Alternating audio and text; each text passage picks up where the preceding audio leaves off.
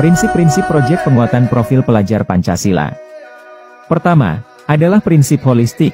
Prinsip ini artinya kita perlu ngecek satu tema dari berbagai sudut pandang supaya bisa paham dengan lebih dalam. Misalnya, kita mau bahas perubahan iklim. Kita bisa ajak murid untuk melihat gambaran secara keseluruhan dan memahaminya bertahap sesuai kemampuan mereka.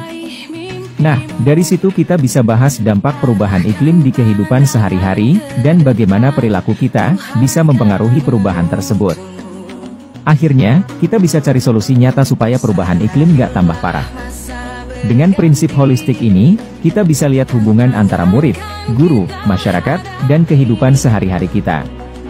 Prinsip kedua dalam proyek penguatan profil pelajar Pancasila, yaitu prinsip kontekstual. Nah, prinsip ini tuh mengajak guru sama murid buat belajar dari lingkungan sekitar kita dan realita kehidupan sehari-hari.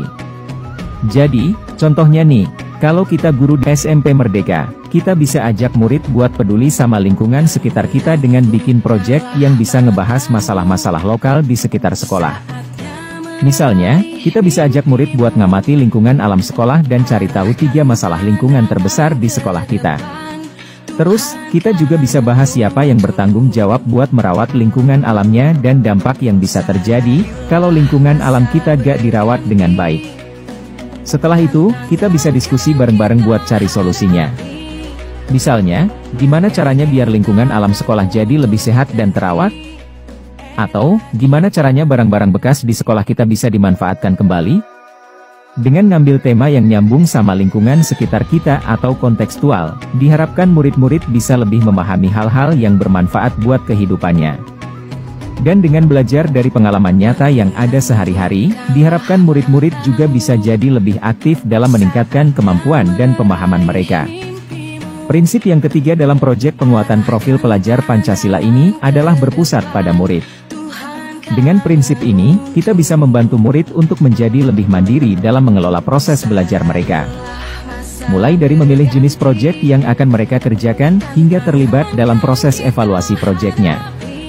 Murid-murid diberi kesempatan untuk mengeksplorasi berbagai hal yang mereka suka, misalnya dengan membuat ide-ide makanan lokal yang banyak disukai orang, dan mencari cara bagaimana makanan lokal tersebut bisa menarik perhatian orang dari luar daerah untuk mencobanya.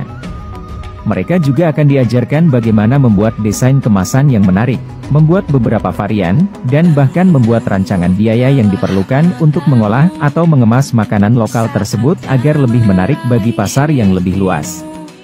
Dengan prinsip ini, murid-murid kita akan belajar bagaimana memunculkan inisiatif dan meningkatkan kemampuan mereka untuk memecahkan masalah yang dihadapi. Prinsip terakhir, yaitu prinsip eksploratif.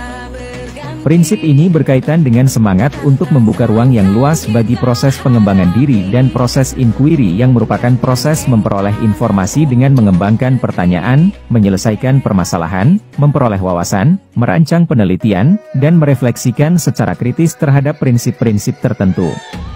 Beberapa langkah yang telah kita terapkan mulai dari murid melakukan riset, mencari masalah yang terjadi di sekitarnya, mencari langkah untuk mengatasi solusinya, juga mengidentifikasi dampak merupakan bentuk dari prinsip eksploratif.